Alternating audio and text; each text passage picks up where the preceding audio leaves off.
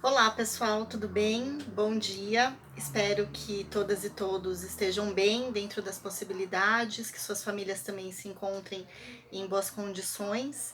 E dando sequência ao programa da disciplina de Metodologia do Ensino de História 1 do primeiro semestre de 2020, chegamos à sexta aula, que tem como tema os conceitos históricos em sala de aula. Então vocês vão receber junto com esse vídeo um texto em PDF, que é o texto da Rosalind Ashby, que tem como título Desenvolvendo um conceito de evidência histórica, as ideias dos estudantes sobre testar afirmações factuais singulares. Esse texto foi publicado em 2006 na Educar em Revista, que é uma revista da Universidade Federal do Paraná.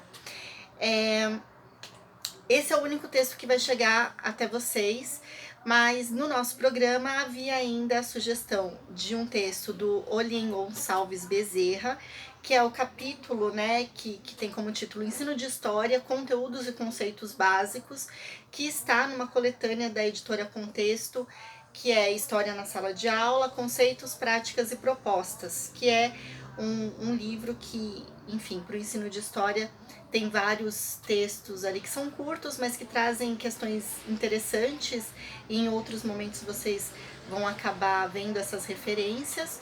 E além disso, a ideia também era que nós víssemos, né, 2 livros paradidáticos, e esses, e eu ainda estou devendo a organização geral do Drive, mas prometo que farei isso esta semana.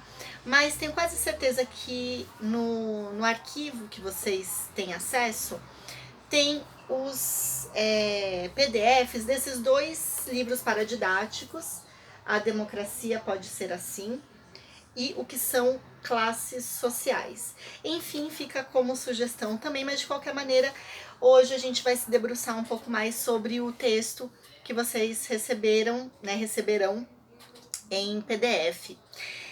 Mas antes disso, e eu acho que é importante sempre que a gente faça de alguma forma um balanço do que tem sido o semestre até aqui, embora a gente saiba que não está sendo conforme nós havíamos previsto, mas mesmo levando em consideração essa nossa conversa à distância, é importante a gente sempre se lembrar que, estando agora no que seria exatamente ou quase exatamente a metade do semestre, este seria o momento em que nós conseguiríamos visualizar os 3 pilares básicos do ensino de história, que inclusive seriam consolidados de alguma maneira na realização dos estágios que vocês fariam e farão em algum momento. E quais são esses 3 pilares do ensino de história e da formação de um professor de história, né? O próprio professor ou professora, né, essa figura docente, o currículo e os alunos. Então, se a gente for passar muito rapidamente por esses 3 componentes, a gente percebe que o nosso semestre começou com a dimensão dessa figura do professor, né? Então a gente teve a primeira aula dedicada, inclusive, a falar sobre a entrevista que vocês deveriam fazer e sobre o ensaio que vocês deveriam escrever a respeito dessa entrevista, que se basearia na experiência, né, profissional e ou na história de vida de um professor ou uma professora de história. E nesse sentido, é o ponto de partida porque vocês estão nesse processo de formação, né? Então, quem são esses professores que estão de alguma maneira na ativa? Colabora com a formação daqueles que serão, né? Quem que vai ser professor? Vocês. Então, essa troca, esse compartilhamento de experiências se torna essencial para pensar esse momento de formação. E isso, durante os estágios, também acaba se efetivando, uma vez que vocês acompanham um professor ou uma professora de história em sala de aula. Portanto, em seu momento de atuação profissional. Eu tinha comentado lá no início que vocês não deveriam, né, se preocupar em fazer a entrevista com o professor ou professora do estágio. Nesse momento de, né, incertezas e indefinições, a gente não sabe nem se isso vai ser de fato realizado, mas fica como sugestão que vocês sempre se amparem também nessa perspectiva, né, nessa dimensão da questão subjetiva do que é ser um professor ou uma professora de história nesse momento que a gente está vivendo. Em seguida, a gente passou para olhar para o currículo, né? É claro que a gente deu uma paradinha rápida ali na terceira aula para falar dos planos de ensino ou sequências didáticas, a gente chegou a falar da dimensão do ensino e aprendizagem, mas logo em seguida nós nos deparamos com a questão do currículo, né? Questão esta que, se vocês também estivessem realizando os estágios, deveria ser observada, seja na própria dimensão legal das normas que orientam a prática e o currículo, né, necessariamente, assim como nos materiais didáticos que são disponibilizados, que são selecionados para sua utilização em sala de aula. Portanto, essa parte que se ampara nas questões curriculares teve para a gente dois momentos complementares. O primeiro, de ter um panorama histórico sobre a história da disciplina escolar e ao mesmo tempo pensar nos vários programas de ensino de história que foram sendo elaborados ao longo do tempo, as reformas educacionais, até chegarmos na questão atual da Base Nacional Comum Curricular. E passamos na última aula a pensar questões mais teóricas acerca do currículo, em que dois elementos já se colocaram como importantes para nós, né? De um lado, o currículo propriamente falando, ou seja, os conteúdos que devem ser abordados em sala de aula, e de outro lado, a questão da didática, ou seja, como aplicar esses conteúdos em sala de aula. E a aula que a gente vai tentar realizar virtualmente vai se debruçar principalmente no texto do Michael Young, que traz a dicotomia, né, traz os dois polos aí entre o conhecimento dos poderosos e o conhecimento, o que seria, né, o conhecimento poderoso. Acho que a gente vai ter oportunidade de aprofundar um pouco mais essa discussão um pouquinho adiante. De qualquer maneira, hoje nós, de alguma maneira, vamos centralizar a nossa atenção nessa terceira parte, nesse terceiro componente do que é o ensino de história, né? A formação de professores de história. E talvez, né, eu penso que isso precisa ser balanceado de maneira equivalente, mas a gente precisa ter uma atenção especial à questão dos alunos, né? Quando nós falamos dos alunos e alunas, nós estamos falando na questão da aprendizagem, ou seja, nessa noção do ensino e aprendizagem, que acho que para um curso de licenciatura se torna um dos focos, né, uma das bases estruturais para se consolidar uma formação de qualidade, né? Então, como eu disse, nós já tínhamos iniciado um pouquinho essa conversa quando falamos do texto da Isabel Barca sobre a aula oficina, que sugere que a aula tenha esses alunos, né, presentes, atuantes. Mas agora é que nós, né, com o texto da Rosalind Ashby, vamos dar uma aprofundada nessa questão. De qualquer maneira, né, já no texto da Isabel Barca, nós tínhamos a iniciativa, né, o incentivo a que vocês observassem, né, na elaboração de um plano de ensino, naquilo que nós chamamos de conhecimentos prévios, ou seja, naquilo que os estudantes já trazem, né, da sua própria experiência de vida, para que seja ponto de partida dos estudos de história. E isso certamente vai trazer sempre uma grande diversidade, né, que vai ter também seus elementos aí constituintes específicos, que a gente vai ter também a oportunidade de falar em outro momento. Bom, nosso objetivo, né, então eu disse que hoje, meio do semestre, né, a sexta aula, tem esse caráter um pouco de sistematizar de alguma maneira todos os componentes, né, que eu estabeleci aqui com vocês como 3 pilares principais: o professor, a professora, o currículo e os estudantes, porque nós estamos pensando justamente naquilo que é a prática docente, né, ou seja, aquilo que envolve tanto a formação quanto pensar isso na prática. Então, isso vai envolver o compartilhamento de experiências em diferentes níveis, então desde o estágio, a realização de uma entrevista, pensar em como os estudantes vão aprender história, Essa questão de como aprender na sala de aula é o que agora nos interessa.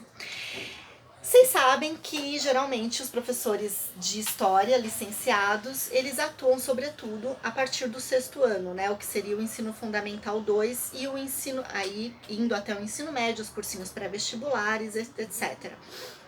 Dificilmente esses profissionais atuam no ensino, né, da educação infantil ou no ensino fundamental 1, que é até o 5º ano. No entanto, o mesmo aluno que chega no 6º ano, para nós, professores especialistas, como são, né, denominados os professores dessas diferentes áreas a partir do ensino fundamental 2, que exige inclusive as licenciaturas específicas, são os mesmos estudantes que passaram pelo ensino fundamental 1, que seria o espaço, o momento de formação em que os conceitos básicos de história deveriam ser trabalhados, deveriam ser pelo menos iniciados, introduzidos, para que assim, ao chegar ao ensino fundamental 2, com, né, toda a carga de conteúdos, fosse possível ter uma maior qualidade nesses aprendizados, né? Isso nem sempre acontece e é por isso que é muito importante que a gente tenha sempre o diálogo com professores que atuam no ensino fundamental 1 e na educação infantil, para compreender, para trocar, para conseguir pensar a educação de uma forma abrangente, né? E unificada, afinal de contas, como a gente está dizendo, é o mesmo aluno, né? O mesmo estudante. E, portanto, conceitos como tempo, história, sujeito histórico, democracia, cidadania, são conceitos que podem e devem ser trabalhados, né, desde os primeiros anos, né, as primeiras séries do ensino fundamental.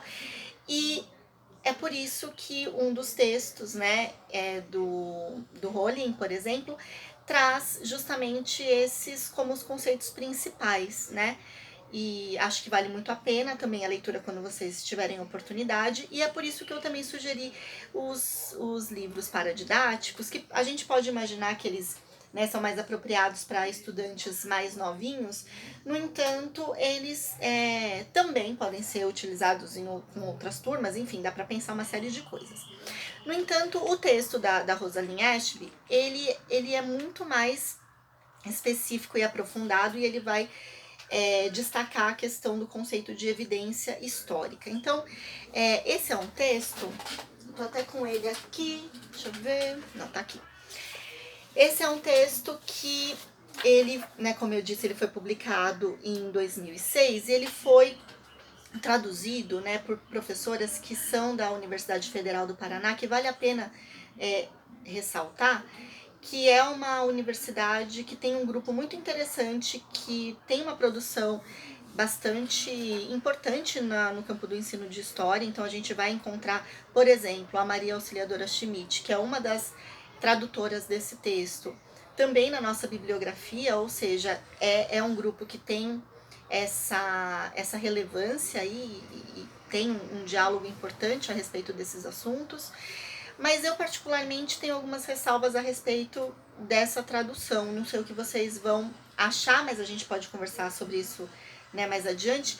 E inclusive pelo próprio a tradução do título, que é um título muito, né, estendido, mas é muito interessante porque é o seguinte, é um texto que vai trazer uma reflexão baseada na prática. Então, uma das coisas que eu acho que é importante a gente pensar sempre é que, claro, nós estamos aqui no curso de licenciatura de História, pensando na metodologia do ensino de História, e a gente está pensando na atuação profissional de vocês, né, evidentemente. Só que nós vamos encontrar em alguns textos, e inclusive no texto da própria Isabel Barca isso aparece, a denominação de professores investigadores, né?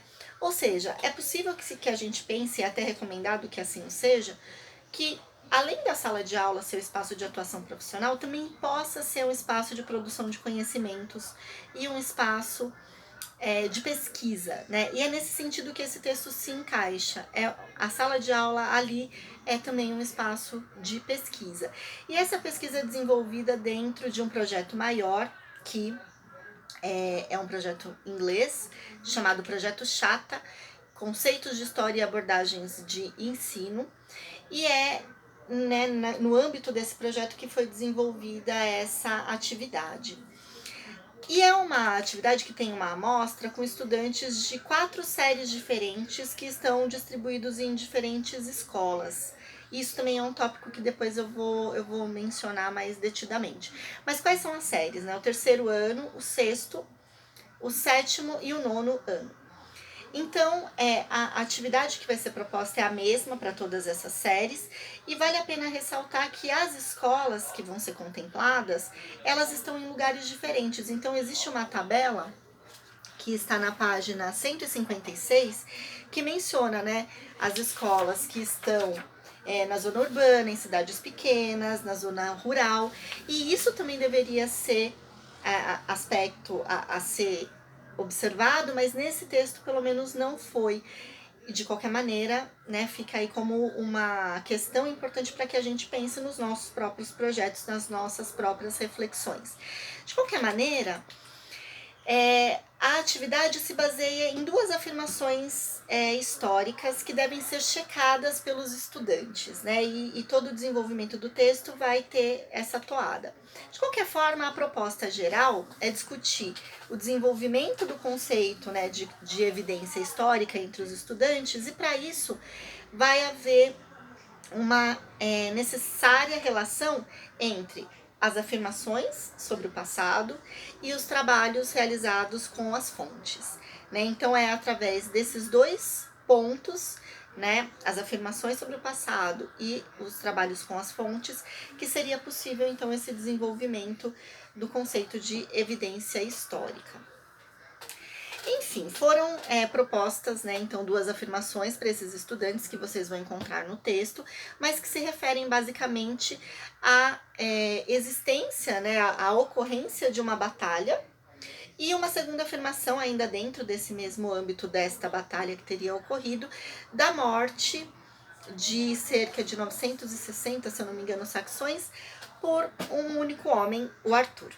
E aí, a partir dessas duas afirmações, né, dessas duas fontes, uma do ano, agora eu não tenho aqui exatamente, mas 560 ou 540, e a outra do ano 800, nós temos aí as afirmações, né? Isso mesmo, 540 é o ano da primeira afirmação e 800 é o ano da segunda. Pois bem, a ideia, né, eu não vou aprofundar nesses aspectos minuciosos, porque acho que aí depende dessa leitura de vocês, mas no momento de uma conversa dialógica a gente pode recuperar esses detalhes, mas a ideia é que, a partir daí, os estudantes foram levados a pensar em diferentes maneiras de confirmar essas afirmações.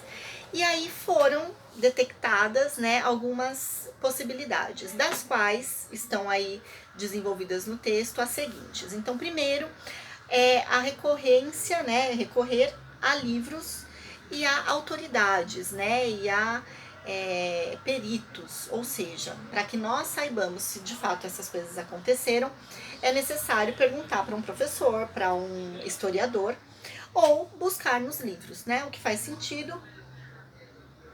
No entanto, para Rosalind Ashby não é suficiente para desenvolver, né, a ideia de evidência histórica. Uma outra maneira que é proposta é a busca por relíquias e por registros, né? Então, ir até os locais onde as coisas teriam acontecido para buscar, e aí a arqueologia entra como um papel importante, buscar essas evidências materiais. Em seguida vem a ideia da credibilidade. Será que realmente dá para acreditar? Isso tem muito a ver com a questão da autoria, né? Quem que afirmou isso lá em 540? Dá para acreditar que de fato isso aconteceu assim, né? E isso perpassa por uma série de questões que para nós hoje são de ordem fundamental, né? Vide aí toda a discussão sobre as fake news. Isso vai aprofundar cada vez mais a sofisticação dessa checagem através da elaboração de hipóteses, né? Então aí vem os questionamentos acerca dessas fontes. E a partir daí, essas elaborações hipotéticas que podem promover, né, a produção mesmo do conhecimento histórico. E que teria como outro ponto aí o que finalizaria essa reflexão da autora, a ideia da plausibilidade. Por exemplo, é possível que uma pessoa só tenha matado 980? Enfim,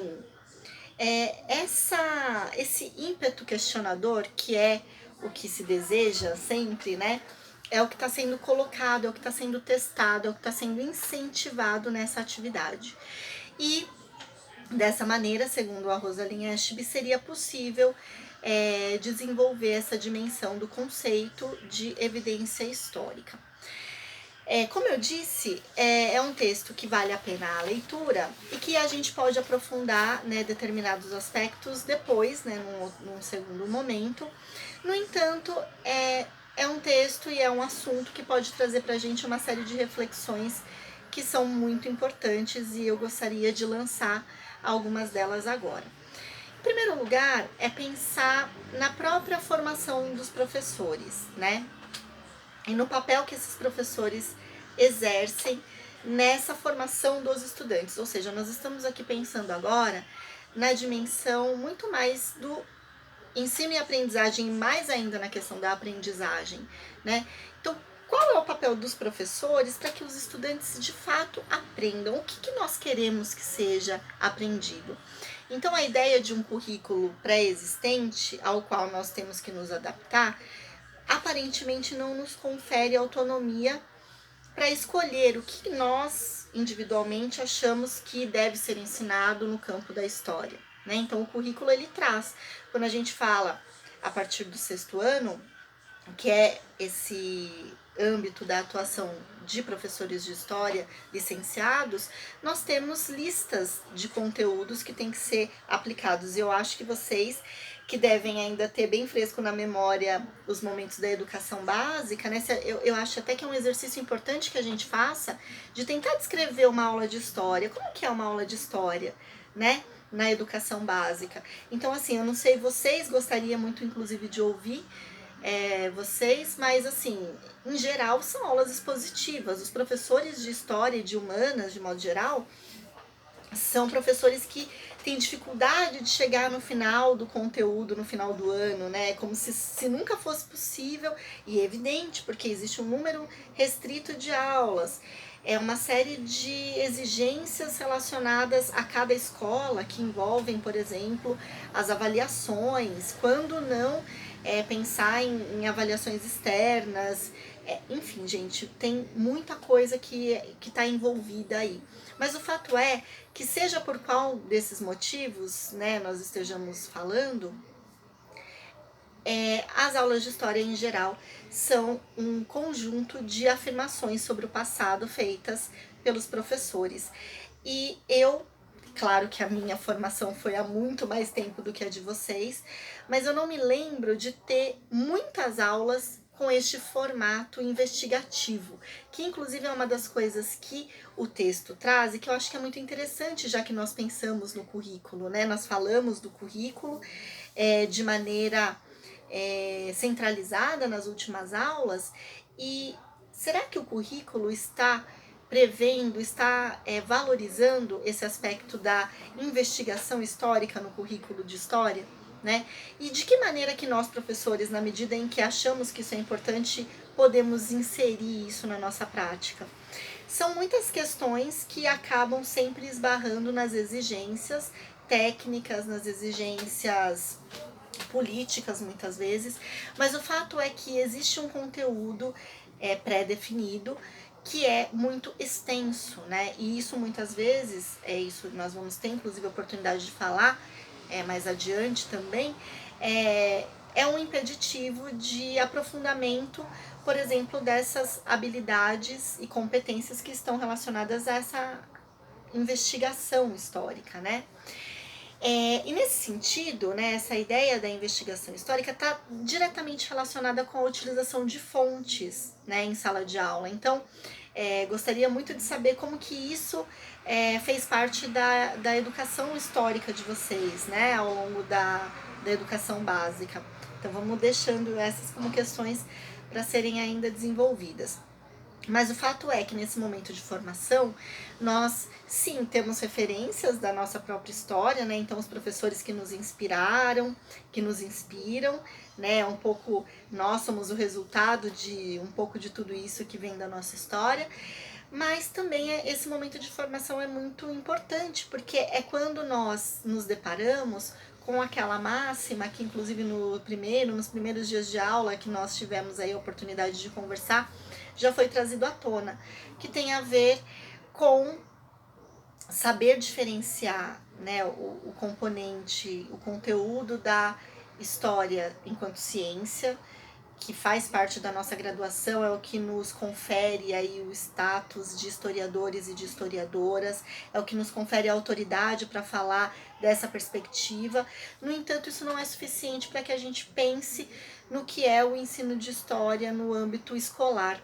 E a licenciatura se torna importante, né, no momento em que nós nos deparamos com esse desafio, que é como então ensinar história? Já que nós aprendemos, já que nós temos toda essa capacitação, como que a gente faz esse compartilhamento, né? De uma maneira que não seja uma simples transferência ou acúmulo de afirmações sobre o passado de uma autoridade para pessoas que não são autoridades no assunto, né? Eu acho que esse é o pulo que a gente precisa dar. E é nesse sentido que a nossa preocupação com a questão da aprendizagem vai precisar ser aprofundada, e ao longo das próximas aulas é um pouco sobre isso que a gente vai falar, né? Tanto dessa diferenciação entre esses dois campos complementares, mas também com essa questão do que tem sido feito, do que tem sido estudado a respeito dessa aprendizagem por parte dos alunos, em que nós vamos ter que considerar uma série de coisas. Uma delas está muito clara no texto, que é a questão da faixa etária. Então, dependendo da faixa etária dos estudantes, eles vão ter condições de chegar até determinado ponto da reflexão histórica, né? Então, a gente percebe pelos gráficos que são colocados no texto, por exemplo, que tem estudantes que, enfim, para eles já basta saber que no livro está confirmando aquela afirmação ou que o professor falou que sim, ok, né? Enquanto alunos que já estão em estágios mais avançados e mais sofisticados dessa investigação questionam quem é o autor, quais são os interesses por trás daquela afirmação, né? De que maneiras é possível checar? Então, é uma questão quantitativa, é uma questão qualitativa, é uma questão de variedade de fontes, ou seja, né, isso tem a ver com as faixas etárias. Mas não só, a gente precisa pensar que a vida real ela tá aí. Então, vocês vão atuar em diferentes escolas. Vai ter gente que vai estar no ensino privado, gente que vai estar no ensino público, e isso vai ser tópico de reflexão para a ação, né? Então, as condições materiais de algumas escolas de elite são muito diferentes de escolas periféricas, o que não significa que os estudantes tenham capacidades diferentes, pelo contrário, eles têm condições de aprendizagem diferentes, e se a gente não considera isso, a gente recai naquele erro que inclusive o texto do Bourdieu traz, né, de achar que a escola é esse espaço de libertação e de igualdade, sem considerar todas essas diferenças que muitas vezes vêm, né, da origem social desses estudantes. Qual é o capital cultural que eles já trazem consigo, né, como ponto de partida, e o quanto isso é elemento diferenciador na questão da aprendizagem. Então, isso tudo, sem contar também a questão espacial, então em qual região do país a gente está falando, né? A gente está falando de regiões mais centrais ou não, e acho até que vale a pena a gente considerar, pensando nesse momento da pandemia, as transformações que estão acontecendo no âmbito da educação, e a principal delas a gente vem falando há várias aulas, que diz respeito justamente à questão do ensino à distância, né? Quero muito saber de vocês o que vocês acham disso, né? Tanto para a gente aqui na universidade, quanto pensando na educação básica. Então, não vou esgotar aqui o assunto, mas eu acho que vocês podem estar acompanhando e devem acompanhar que a rede pública vai, a partir, acho agora do dia 21, a incorporar a modalidade à distância a partir de um aplicativo. Então, tem uma série de orientações que já estão sendo aí trazidas, né, pelas autoridades, para que os professores e professoras possam fazer as suas adaptações, e é aí que tá, é aí que a gente vai ter que pensar, né? Como que isso vai acontecer? A gente pensa do ponto de vista dos professores, que não é fácil, inclusive eu pretendo na próxima aula trazer alguns relatos de professores que estão atuando, tanto no ensino privado quanto no ensino público, nesse momento da pandemia e tendo que se adaptar a esses recursos, a essas tecnologias, e aí eu posso até falar da minha própria experiência que eu tenho compartilhado com vocês, das dificuldades técnicas, estéticas que eu tenho tido, e o quanto isso reflete em uma série de outras coisas. Mas o que não dá para negar é que o principal, que tem a ver com o dilema, né, de que a valorização do ensino à distância ou essa transferência, né, de uma modalidade para outra pode ser prejudicial, e de fato acho que concordamos que é. No entanto, a pergunta que fica é possível fazer essa substituição? Cada vez mais eu percebo nessa impossibilidade, né? Mas ao mesmo tempo, rechaçar o ensino à distância é o caminho? Enfim, temos muito a pensar a respeito disso, né? Acho que essas narrativas, esses relatos que eu vou trazer de pessoas que estão atuando nesse momento, podem ser, além de ilustrativos, também inspirações para que a gente pense a respeito da nossa prática, o que nós faríamos, né? Eu sei que tem muitas pessoas que têm habilidade com esses recursos, o que é excelente, mas a gente não pode cobrar isso de todos e todas. Agora, o ponto principal não é esse. O ponto principal são os estudantes, né? Há estudantes que não têm recursos, e não é simplesmente disponibilizar a internet, é ter os equipamentos. Ah, mas todo mundo tem um celular, sim, mas às vezes a gente está pensando aqui num adolescente que conseguiu já conquistar e ter o seu próprio celular. Mas qual é a qualidade desse celular para este tipo de atividade? Daí o que dizer dos estudantes pequenos, que vão depender dos equipamentos dos seus pais, dos seus avós, dos seus responsáveis? Enfim, pensando na aprendizagem, não é só ter acesso a esses materiais que vão ser mobilizados, com qual qualidade esses estudantes vão se apropriar desses materiais. Enfim, foi, acho que, tentado nesse momento dessa aula, né, destacar os pontos principais desse assunto, né, dos conceitos de história na sala de aula, para que a gente comece a pensar sempre que essa formação de professores especialistas em história depende também de um diálogo com os professores pedagogos que atuam no ensino fundamental 1 e na educação infantil. É importante que a gente pense nas especificidades do ensino de história no âmbito da escola, para além da produção científica específica da historiografia, né, e da pesquisa histórica. E mais do que isso, né, quem quer ser professor e professora de história precisa pensar em todas essas nuances que envolvem, né, quem somos, quem seremos, quem serão os próximos professores, quem foram, né, os professores que nos inspiraram, esses que ainda estão na ativa, qual é o currículo que está